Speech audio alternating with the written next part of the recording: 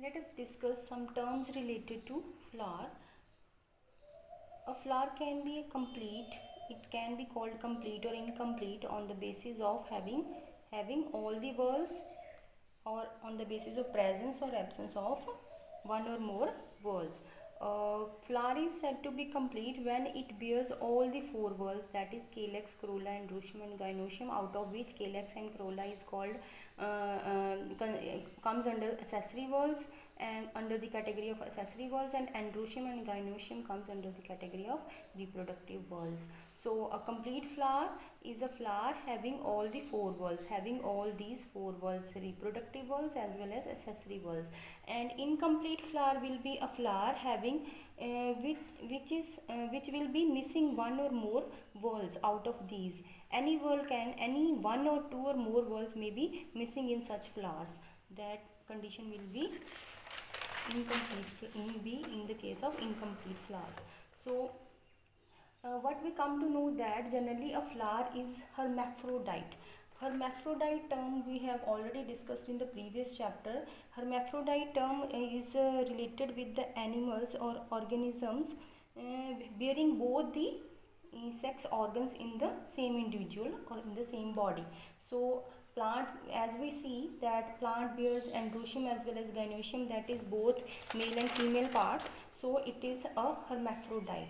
We can call it hermaphrodite or bisexual, bearing androecium and gynoecium. So however, there are some type of flowers which are unisexual, that is there are some types of flowers which bears only stamens and no gynoecium, or only gynoecium no stamens. So in this condition flowers can be staminate or pistillate. Staminate flowers will have only stamens and other whorls but no gynoecium, and pistillate flowers will have only pistils or carpels and there will be missing of stamens.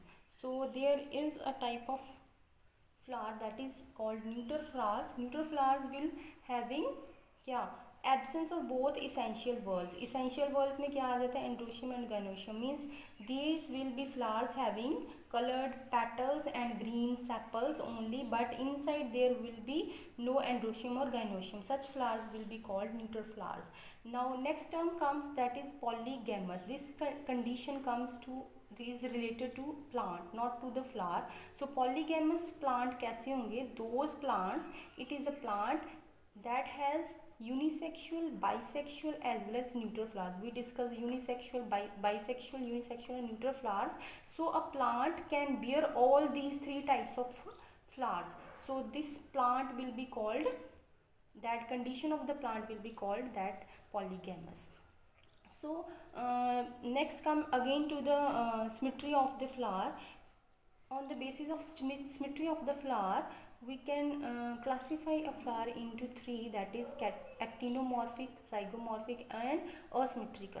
Actinomorphic flowers will be the type of flowers in which we can cut or divide it into two equal half by vertical plane. Suppose this is a flower, we can cut it किसी भी plane से, any plane से vertical line में we can cut it in equal two parts, in which both parts will contain equal parts of all the whorls. So actinomorphic condition will be that. And zygomorphic, we can divide into two equal halves by only one vertical, not any vertical plane but only एक particular plane होगा, उस plane के through अगर हम cut करें, then the flower will be cut into two equal halves. Then this condition will be zygomorphic condition of the flower. Next comes the asymmetrical. Such flowers which cannot be cut और divided into two equal halves in any plane. कोई भी plane ऐसा नहीं है जिसमें से हम उसको two equal halves में cut कर सकें. Such flowers will be come under the category of asymmetrical. So we came to know actinomorphic condition, zygomorphic and asymmetrical condition. Next term is related with the position of the gynoecium on the thalamus. That is on the basis of position of the gynoecium, this is gynoecium, position of the gynoecium on the thalamus. Thalamus, last we discussed, is the pedestal for the attachment of all the whorls. So thalamus, attachment of the gynoecium on the thalamus. On the basis of this condition, flower will be hypogynous, perigynous or epigynous. Hypo condition comes when ovary or gynoecium is above the all other whorls, is attached above all the other whorls of the flower are attached below the gynoecium, then condition is hypogynoecium condition. Next is perigynoecium. In this condition, thalamus covers almost half part of the ovary or gynoecium, and thus gynoecium gets submerged in the cup shaped thalamus.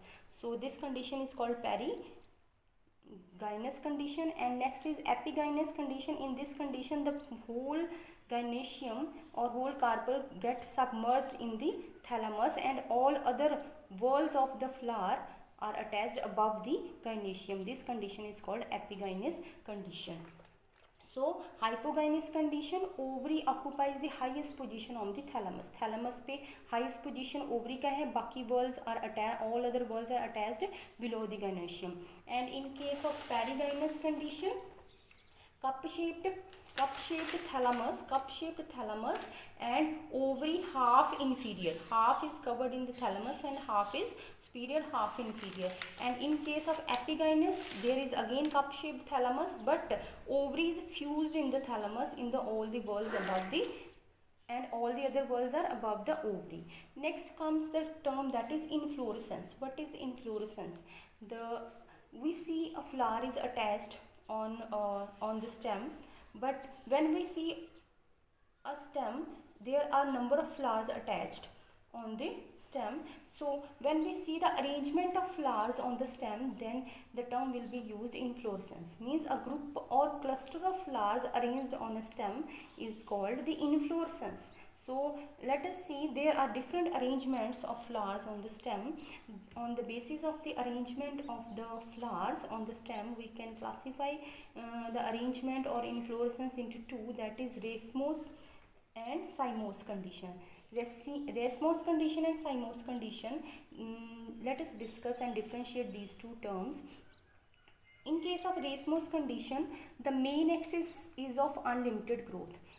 Flowers are coming from the lateral side and main axis, this axis never terminate with the flower. इस axis पे कभी flower नहीं आएगा. Flowers will come from the lateral side, and this axis will continue to grow and never terminate with the flower. इस पे flower नहीं आएगा. And in this case, cymose condition, the axis, central axis क्या हो जाएगा? It will terminate into flower, and then next lateral sides will bear what? Flowers. And same condition, axis will terminate with flower and lateral side will cover the position. So in case of racemose condition, there is one more difference, that is it never terminates into flower and it terminates into flower. Next is the difference on the basis of the opening of the flower. Now we know every flower first is in it comes in the form of bud. All the whorls are twisted or wrapped in the bud. When bud starts to open, it can open into two ways, that is centripetal or centrifugal condition. Centripetal condition is under the racemose category and centrifugal condition is under the cymose category.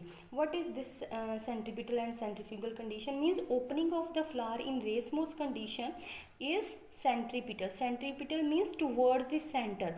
The flower will start opening from outside then inside, from outside then inside. And in case of centrifugal condition or in cymose flowers, cymose inflorescence, opening of the flower is centrifugal, means from the center towards outwards. Centre से centre portion पहले open करेगा, then outward वाली world open करेगी. So these are two conditions that occurs in these two type of inflorescence.